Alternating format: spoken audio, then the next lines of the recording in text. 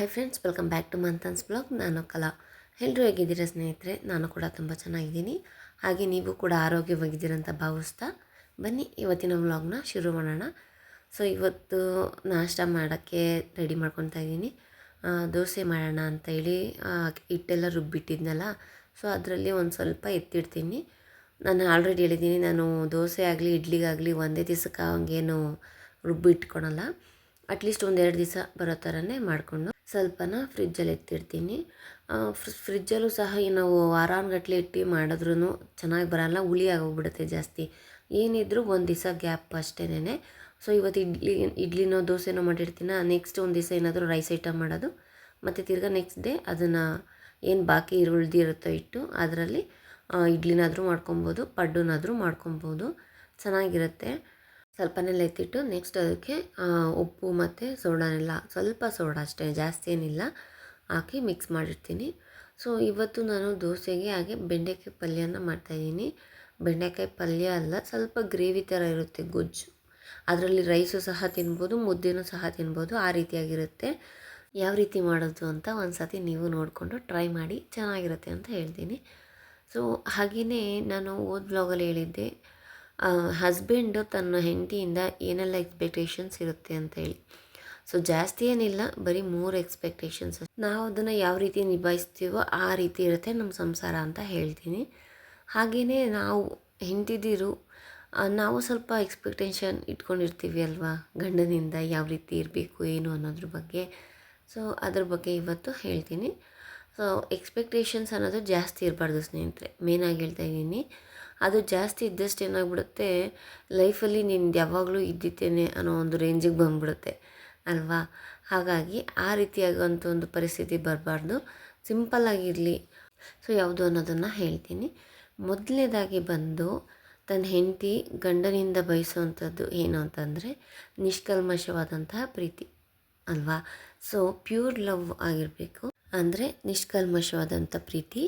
ಆ ಪ್ರೀತಿಯಲ್ಲಿ ಯಾವುದೇ ರೀತಿಯಾದಂಥ ಒಂದು ಸುಳ್ಳಾಗಿರ್ಬೋದು, ಹಾಗೆ ಅದರಲ್ಲಿ ಏನೋ ಒಂದು ಅಂದರೆ ಮುಂದಾಲೋಚನೆ, ಅಂದರೆ ಏನೋ ಒಂದು ಕಾರ್ಯ ಸಿದ್ಧಿ ಮಾಡಿಸ್ಕೊಳೋಕ್ಕೋಸ್ಕರ, ಇಲ್ಲ ಏನೋ ಕೆಲಸ ಆಗಬೇಕು ಅದಕ್ಕೋಸ್ಕರ ಒಂದು ತೋರಿಸೋವಂಥ ಪ್ರೀತಿ ಆಗಿರ್ಬೋದು, ನಾಟಕೀಯ ಪ್ರೀತಿ ಆಗಿರ್ಬೋದು, ಫಾರ್ ಟೈಮ್ ಬೀಯಿಂಗ್ ಅಂತ, ಅಂದರೆ ಇಷ್ಟು ಸಮಯ, ಆ ಸಮಯಕ್ಕೆ ಮಾತ್ರ ಇರುತ್ತೆ, ಅದಾದಮೇಲೆ ಮತ್ತೆ ಕಾಣೋದೇ ಇಲ್ಲ ಆ ಪ್ರೀತಿ ಅನ್ನೋದು. ಈ ರೀತಿಯಾದಂಥ ಒಂದು ಪ್ರೀತಿನ ಯಾರೂ ಸಹ ಎಕ್ಸ್ಪೆಕ್ಟ್ ಮಾಡೋದಿಲ್ಲ. ಸೊ ಹಾಗಾಗಿ ಒಂದು ಪ್ಯೂರ್ ಲವ್ ಇರಬೇಕು. ಮೊದಲಿಂದ ಕೊನೆ ತನಕ ತನ್ನ ಗಂಡ ನನ್ನನ್ನು ಒಂದು ಏನೋ ನಿಷ್ಕಲ್ಮಶವಾದಂಥ ಪ್ರೀತಿ ಯಾವುದೇ ಒಂದು ಸಂದರ್ಭದಲ್ಲೂ ಅಷ್ಟೇನೆ ಎಕ್ಸ್ಪೆಕ್ಟ್ ಮಾಡೋದು ಅದನ್ನು. ನೆಕ್ಸ್ಟ್ ಬಂದು ಸ್ವಲ್ಪ ಹೊಗಳಿಕೆ, ಹಾಗೆ ಸ್ವಲ್ಪ ವಿಶಸ್ ಅಷ್ಟೇ. ಸೊ ನೋಡಿ, ಬೆಳಿಗ್ಗೆಯಿಂದ ಹೆಂಡ್ತಿ ಮನೇಲಿದ್ದು ಎಷ್ಟೆಲ್ಲ ಕೆಲಸ ಮಾಡ್ತಾರೆ ಅಂದರೆ, ಹಸ್ಬೆಂಡನ್ನ ನೋಡ್ಕೊಳೋದಾಗಿರ್ಬೋದು, ಅವ್ರ ತಂದೆ ತಾಯಿನ ನೋಡ್ಕೊಳೋದಾಗಿರ್ಬೋದು, ಹಾಗೆ ಮಕ್ಕಳನ್ನ ಪ್ರತಿಯೊಬ್ಬರೂ ನೋಡ್ಕೊತಾರೆ. ಬಟ್ ಅವ್ರ ಬಗ್ಗೆ ಜಾಸ್ತಿ ಕೇರ್ ಮಾಡ್ಕೊಳಲ್ಲ ಅಲ್ವಾ. ಸೊ ಅಷ್ಟೆಲ್ಲ ಮಾಡೋನು ತನ್ನ ಗಂಡ ಅದ್ರ ಬಗ್ಗೆ ಒಂಚೂರು ಏನಾದರೂ ಒಂದು ಮಾತಿಲ್ಲದೆ ಸುಮ್ಮನೆ ತಾನಾಯಿತು ತನ್ನ ಪಾಡಾಯಿತು ಅಂತ ಇದ್ದರೆ ಯಾರಿಗೆ ತಾನೇ ಬೇಜಾರಾಗಲ್ಲ. ಹಾಗೆಯೇ ಸ್ವಲ್ಪ ಒಂದು ಹೊಗಳಿಕೆ, ಏನು ಅಂತಂದರೆ ಇವತ್ತು ತಿಂಡಿ ಚೆನ್ನಾಗಿತ್ತು, ಸಣ್ಣ ಪುಟ್ಟ ಮಾತುಗಳೇ, ಏನು ದೊಡ್ಡದೇನಲ್ಲ. ಸೊ ಇವತ್ತು ತುಂಬ ಚೆನ್ನಾಗಿತ್ತು ತಿಂಡಿ, ಬಾ ನೀನು ನಾಷ್ಟ ಮಾಡು ಜೊತೆಗೆ ಅನ್ನೋದಾಗಿರ್ಬೋದು. ಅಷ್ಟು ಹೇಳಿದ್ರೆ ಸಾಕು, ಎಷ್ಟು ಖುಷಿ ಪಡ್ತೀವಲ್ವ. ಸೊ ಆ ರೀತಿಯಾದಂಥ ಒಂದು ಹೊಗಳಿಕೆ, ಗಂಡನ ಒಂದು ಹೊಗಳಿಕೆ ಮಾರ್ನಿಂಗಿಂದ ಫುಲ್ ಆ ದಿನ ಎಲ್ಲ ಒಂದು ಪಾಸಿಟಿವಲ್ಲಿರುತ್ತೆ, ಒಂಥರ ಏನೋ ಖುಷಿಯಾಗಿರ್ತೀವಿ. ಆದರೆ ಕೆಲವರು ಆ ರೀತಿ ಹೇಳೋದೇ ಇಲ್ಲ. ನೀವೇನಾದರೂ ಮಾಡಿ, ಎಷ್ಟು ಚೆನ್ನಾಗಾದರೂ ಮಾಡಿ, ಏನೊಂದು ಮಾತು ಬರೋದಿಲ್ಲ. ಅಕಸ್ಮಾತಾಗಿ ನೀವು ಏನಾದರೂ ಬಾಯಿ ಬಿಟ್ಟು ಕೇಳಿದ್ರು ಪರವಾಗಿಲ್ಲ ಅಂತ ಹೇಳ್ಬೋದೇನೋ. ಆ ರೀತಿಯಾದಂಥ ಒಂದು ಮಾತು ಕೇಳಿದಾಗ ಅವಳಿಗೆ ಏನು ಅನಿಸುತ್ತೆ, ನಾನು ಎಷ್ಟು ಮಾಡಿದ್ರು ಅಷ್ಟೇನೆ, ನಮ್ಮ ಮನೆಯವ್ರು ಏನೂ ಹೇಳಲ್ಲ ನನಗೆ, ಸೊ ನಾನು ಏನಾದರೂ ಮಾಡೋದು ಸುಮ್ಮನೆ ವ್ಯರ್ಥ ಅನ್ನೋದು ಅನಿಸ್ಬಿಡುತ್ತೆ. ಹಾಗೆ ಸೊ ಒಂದೇ ಒಂದು ಹೊಗಳಿಕೆ, ಅವ್ರಿಗೆ ಹೊಸ ಹೊಸ ಡಿಶಸ್ ಟ್ರೈ ಮಾಡ್ತಾರೆ, ಏನೋ ಒಂದು. ಇವಾಗ ಯಾರಿಗೇ ಆಗಲಿ ತನ್ನ ಗಂಡಂಗೆ ಏನಾದರೂ ಒಂದು ಮಾಡಿಕೊಡ್ಬೇಕು, ಅವರು ಚೆನ್ನಾಗಿದೆ ಅಂತ ಹೇಳಬೇಕು ಅನ್ನೋ ಆಸೆಯಿಂದನೇ ಮಾಡ್ತಾರೆ ಅಲ್ವಾ. ಸೊ ಆ ರೀತಿಯಾಗಿ ಹೇಳಿಲ್ಲ ಅಂದರೆ ಎಷ್ಟು ಬೇಜಾರಾಗುತ್ತೆ, ಎಷ್ಟು ಮೂಡ್ ಆಫ್ ಆಗಿ ಆ ದಿನ ಎಲ್ಲ ಅದನ್ನೇ ಮತ್ತೆ ತಿರ್ಗಾ ನೆನೆಸ್ಕೊಂಡು ನಮ್ಮ ಡೇನೂ ಹಾಳಾಗ್ಬಿಡುತ್ತೆ. ಸೊ ಹಾಗಾಗಿ ಒಂದು ಸಣ್ಣ ಪುಟ್ಟ ಅಂತ ಒಂದು ಹೊಗಳಿಕೆ ಆಗಿರ್ಬೋದು ಎಷ್ಟು ಚೇಂಜ್ ಮಾಡುತ್ತೆ ಗೊತ್ತಾ. ಅದೇ ಏನಾದರೂ ಒಂದು ಬ್ರೇಕ್ಫಾಸ್ಟಲ್ಲಿ ಒಂದು ಸ್ವಲ್ಪ ಸಾಲ್ಟ್ ಜಾಸ್ತಿ ಆಗಿರಲಿ, ಅದನ್ನು ಮಾತ್ರ ಹೇಳ್ತಾರೆ, ಏನು ಇವತ್ತು ಹಿಂಗೆ ಮಾಡಿದ್ದೆ, ಚೆನ್ನಾಗಿ ಮಾಡೋಕ್ಕೆ ಬರಲ್ವ ನಿನಗೆ, ಹಾಗೆ ಹೀಗೆ ಅಂತ ಹೇಳ್ತಾರೆ. ಸೊ ಅದೇ ಅದೇ ರೀತಿ ಚೆನ್ನಾಗಿ ಮಾಡಿದಾಗ ಏನಿವತ್ತು ತುಂಬ ಚೆನ್ನಾಗಿ ಮಾಡಿದ್ಯಾ ಅಂತ ಒಂದು ಮಾತು ಬರಲಿಲ್ಲ ಅಂತಂದರೆ ನೀವೇ ಹೇಳಿ. ಏನಾದರೂ ತಪ್ಪು ಮಾಡಿದಾಗ ಮಾತ್ರ ಹೇಳ್ತೀರಾ, ಚೆನ್ನಾಗಿ ಮಾಡಿದಾಗ ಮಾತ್ರ ಯಾಕೆ ಹೇಳೋದಿಲ್ಲ ಅನ್ನೋದ್ರ ಬಗ್ಗೆ ನೀವೇ ಬಾಯ್ಬಿಟ್ಟು ಮಾತಾಡಬೇಕು. ಹಾಗಂತ ಜೋರಾಗಿ ಮಾತಾಡೋದಲ್ಲ, ನಿಧಾನಕ್ಕೇನೆ ಕೇಳೋದು ಒಳ್ಳೆಯದು ಅಂತ ಹೇಳ್ತೀನಿ. ಯಾಕೆ ಹೇಳ್ತಾ ಇದ್ದೀನಿ ಅಂತಂದರೆ ನೋಡಿ, ಅವ್ರು ಹೇಳೋದು ನಮಗೆ ಬೇಜಾರಾಗೋದಿಲ್ಲ, ಬಟ್ ಎಲ್ಲರ ಮುಂದೆ ಹೇಳಿದಾಗ ಏನೋ ಒಂಥರ ಇನ್ಸಲ್ಟ್ ಆದಂಗೆ ಆಗುತ್ತೆ ಅಲ್ವಾ. ಸೊ ಹಾಗಾಗಿ ಚೆನ್ನಾಗಿದೆ ಅಂತ ಎಲ್ಲರ ಮುಂದೆ ಹೇಳಿದ್ರೆ ಇನ್ನೂ ಎಷ್ಟು ಖುಷಿಯಾಗುತ್ತೆ. ಚೆನ್ನಾಗಿಲ್ಲ ಅಂದರೆ ಚೆನ್ನಾಗಿಲ್ಲ ಅಂತ ಹೇಳಿ, ಬಟ್ ಚೆನ್ನಾಗಿದ್ದನು ಅಟ್ಲೀಸ್ಟ್ ಚೆನ್ನಾಗಿದೆ ಅಂತನಾದರೂ ಅದನ್ನು ಬಾಯ್ಬಿಟ್ಟು ಹೇಳಿ ಅಂತ ಹೇಳ್ತಾ ಇದ್ದೀನಿ. ಹಾಗೆ ಮೂರನೇದಾಗಿ ನಂಬಿಕೆ. ನಂಬಿಕೆ ಅನ್ನೋದು ಎಷ್ಟು ಇಂಪಾರ್ಟೆಂಟು. ಪ್ರತಿಯೊಂದು ರಿಲೇಷನ್ಶಿಪ್ಪಲ್ಲೂ ಸಹ ನಂಬಿಕೆ ಅನ್ನೋದು ತುಂಬಾ ಮಾನ್ಯ ಕೊಡುತ್ತೆ ಅಲ್ವಾ. ಸೊ ಆ ನಂಬಿಕೆ ತನ್ನ ಹೆಂಡತಿ ಗಂಡನ ಮೇಲೂ ಸಹ ಇರಬೇಕು, ಹಾಗೆಯೇ ಗಂಡಂಗೂ ತನ್ನ ಹೆಂಡತಿ ಮೇಲೆ ಇರಬೇಕು. ಆಗಲೇ ಜೀವನ ಒಂದು ಸರಳವಾಗಿ ನಡೆಯುವಂಥದ್ದು. ಒಂದು ಅಮೌಂಟ್ ಕೊಟ್ಟು ಹೆಂಡತಿ ಹತ್ರ ಇಟ್ಕೊಂಡಿರು, ನಾನು ಕೇಳ್ತೀನಿ ಅನ್ನೋದಾಗಿರ್ಬೋದು. ಅಂದರೆ ಮನೇಲಿ ಇರೋದು ನಾವು ನಮ್ಮದಲ್ಲೇ ನಮ್ಮ ಯಜಮಾನ್ರು ನಮಗೆ ₹1 ಕೊಡಲ್ಲ, ಅಟ್ಲೀಸ್ಟ್ ನಮಗೆ ಯೂಸ್ ಮಾಡೋಕ್ಕಲ್ಲ, ಅಟ್ಲೀಸ್ಟ್ ಇಟ್ಕೊಂಡಿರು, ವಾಪಸ್ ಇಸ್ಕೊತೀನಿ ಅನ್ನೋ ಒಂದು ಮಾತು ಬರಲ್ಲ. ಕೆಲವರು ಅವರಿಗೆ ಇಟ್ಕೊಂಡು ಬೀಗ ಹಾಕ್ಕೊಂಬಿಡೋದಾಗಿರೋದು. ಸೊ ಆ ರೀತಿ ಎಲ್ಲ ಮಾಡಿದಾಗ ಎಷ್ಟು ಬೇಜಾರಾಗುತ್ತೆ ಅಲ್ವಾ. ಸೊ ನನ್ನ ಗಂಡನೇ ನನ್ನ ಮೇಲೆ ಅನುಮಾನ ಪಡ್ತಾರೆ, ಡೌಟ್ ಪಡ್ತಾರೆ, ನಂಬೋದೇ ಇಲ್ಲ ನನ್ನ ಅನ್ನೋ ಥರ ಆ ರೀತಿಯಾದಂಥ ಫೀಲ್ ಬಂದರೆ ತುಂಬ ಕಷ್ಟ ಆಗುತ್ತೆ ಅಲ್ವಾ. ಸೊ ಒಂದು ನಂಬಿಕೆ ಇರಲೇಬೇಕು ಮನುಷ್ಯನ ಮೇಲೆ. ಈಗ ಗಂಡ ಹೊರಗಡೆ ಹೋಗಿ ಕೆಲಸ ಮಾಡ್ತಾರೆ, ಅಲ್ಲಿ ಇಲ್ಲಿ ಓಡಾಡ್ತಾರೆ. ಆಗಿರುವಾಗ ನಾವು ಅವ್ರನ್ನ ನಂಬಿದಾಗ ನಾವು ಮನೇಲೇ ಇರ್ತೀವಿ, ಎಲ್ಲಿ ಹೊರಗಡೆ ಹೋಗಲ್ಲ, ಏನೂ ಇಲ್ಲ, ಮನೆ ಕೆಲಸ ಮಾಡಿಕೊಂಡು. ಸೊ ನಮ್ಮನ್ನು ಯಾಕೆ ನಂಬಲ್ಲ, ಹೆಂಡ್ತಿನ ನಂಬಬೇಕು. ಸೊ ಅದನ್ನೇ ಅವಳನ್ನು ಸಹ ಬಯಸೋದು. ಹಾಗೆ ಇನ್ನೊಂದು ಎಕ್ಸ್ಟ್ರಾ ಏನು ಅಂತ ಅಂದರೆ ಆರೈಕೆ ಆಗಿರ್ಬೋದು. ಅಂದರೆ ಪೀರಿಯಡ್ಸ್ ಟೈಮಲ್ಲಿ ಆಗಿರ್ಬೋದು, ಏನಾದರೂ ಈಗ ಮಾಮೂಲಿ ಅಲ್ವಾ ಹೆಣ್ಮಕ್ಳಿಗೆ ಆ ದಿನಗಳಲ್ಲಿ ಸ್ವಲ್ಪ ಕಷ್ಟ ಇದ್ದಿತ್ತೇನೆ. ಕಾಲು ನೋವಾಗಿರ್ಬೋದು, ಹೊಟ್ಟೆ ನೋವಾಗಿರ್ಬೋದು, ಬ್ಯಾಕ್ ಪೇನ್ ಆಗಿರ್ಬೋದು, ಈ ರೀತಿಯಾದಂಥ ಒಂದು ಸಮಸ್ಯೆ ಇದ್ದಾಗ ಸ್ವಲ್ಪ ಕೇರ್ ಮಾಡಲಿ ಅಂತ ಬಯಸ್ತಾಳೆ ಅಲ್ವಾ. ಸೊ ಆಗ ಏನಾದರೂ ಒಂದು ಸಹಾಯ ಮಾಡೋದು, ಲಂಚ್ ಮಾಡಬೇಕಾದ್ರೆ ಇಲ್ಲ ಅಡುಗೆ ಮಾಡಬೇಕಾದ್ರೆ ಹೆಲ್ಪ್ ಮಾಡೋದಾಗಿರ್ಬೋದು. ಆ ರೀತಿಯಾಗಿ ಮಾಡಿದಾಗ ಇಲ್ಲ ಏನಾಗ್ತಿದೆ, ಏನಾದರೂ ಟ್ಯಾಬ್ಲೆಟ್ಸ್ ತಂದು ಕೊಡಬೇಕಾ, ಏನಾದರೂ ತಿಂತೀಯಾ ಅನ್ನೋ ಒಂದು ಮಾತೇ ಸಾಕು. ಅವ್ರು ಮಾಡ್ತಾರೋ ಬಿಡ್ತಾರೋ ತಂದು ಕೊಡ್ತಾರೋ ಅದು ಎರಡನೇ ಪ್ರಶ್ನೆ. ಬಟ್ ಅವ್ರ ಬಾಯಿಂದ ಕೇಳ್ತಾರಲ್ಲ ಅದೇ ಮುಖ್ಯವಾಗಿರುತ್ತೆ. ಅದೇ ಅವ್ರಿಗೆ ಒಂಥರ ಸಮಾಧಾನ, ಸಾಕು ಇಷ್ಟಾದರೂ ಕೇರ್ ಮಾಡ್ತಾರಲ್ಲ ನನ್ನ ಅನ್ನೋದು ಖುಷಿ ಇರುತ್ತೆ ಅಲ್ವಾ. ಸೊ ಆ ರೀತಿಯಾದಂಥ ಒಂದು ಎಕ್ಸ್ಪೆಕ್ಟೇಷನ್ನ ಮಾಡ್ತಾರೆ. ಹಾಗೆ ನಾವು ಸಹ ಕೇರ್ ಮಾಡಲೇಬೇಕು. ನಾವು ಮಾಡಲಿಲ್ಲ ಅಂದರೆ ಅದು ತುಂಬಾ ಇನ್ಸಲ್ಟ್ ನಮಗೇನೆ.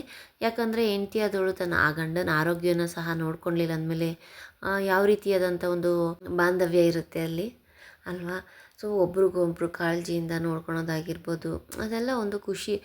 ಎಷ್ಟೇ ಶ್ರೀಮಂತಿಕೆ ಇದ್ದರೂ ನೀವು ಅದೆಲ್ಲ ಏನೂ ಪ್ರಯೋಜನ ಇರೋದಿಲ್ಲ. ಪ್ರೀತಿ ಇರಬೇಕು ಮೇಯ್ನಾಗಿ ಅಲ್ವಾ.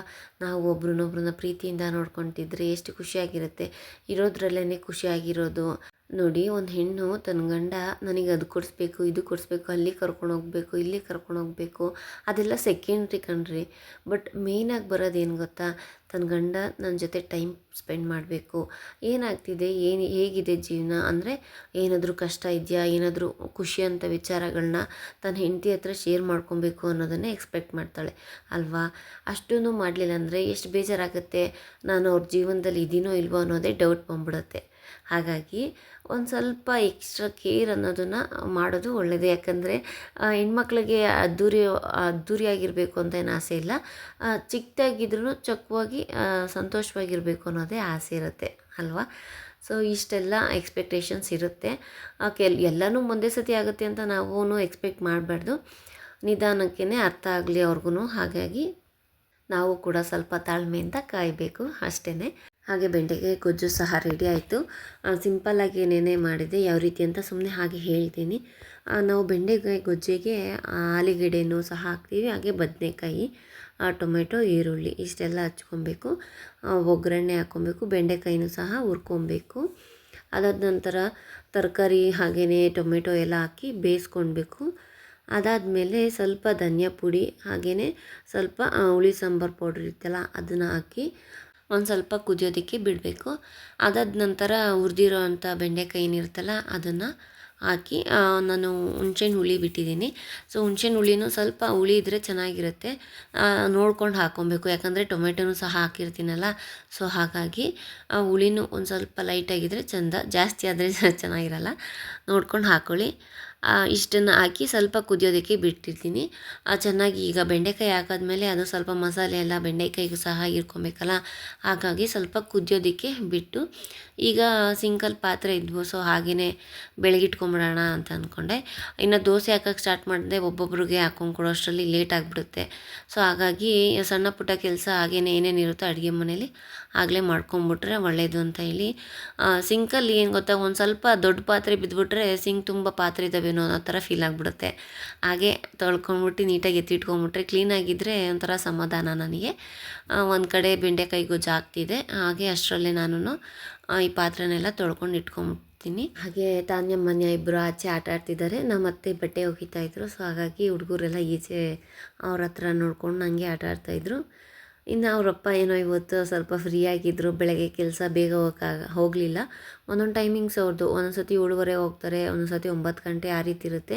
ಏನಾದರೂ ಫ್ರೀ ಟೈಮ್ ಇದ್ದಾಗ ಹೆಲ್ಪ್ ಏನಾದರೂ ಕೇಳಿದ್ರೆ ಖಂಡಿತ ಮಾಡ್ತಾರೆ, ಇಲ್ಲ ಅಂತಲ್ಲ. ಮೊದಲೆಲ್ಲ ಸ್ವಲ್ಪ ಜಾಸ್ತಿ ಇತ್ತು, ಬಟ್ ಈಗ ಸ್ವಲ್ಪ ಕೆಲಸದ ಬ್ಯುಸಿಲಿ ಒಂಚೂರು ಕಮ್ಮಿ ಆಗಿದೆ. ಬಟ್ ಪರವಾಗಿಲ್ಲ, ನನಗೆ ಅಟ್ಲೀಸ್ಟ್ ಅಷ್ಟಾದರೂ ಮಾಡಿಕೊಟ್ರಲ್ಲ ಅನ್ನೋ ಒಂದು ಖುಷಿ ಇರುತ್ತೆ.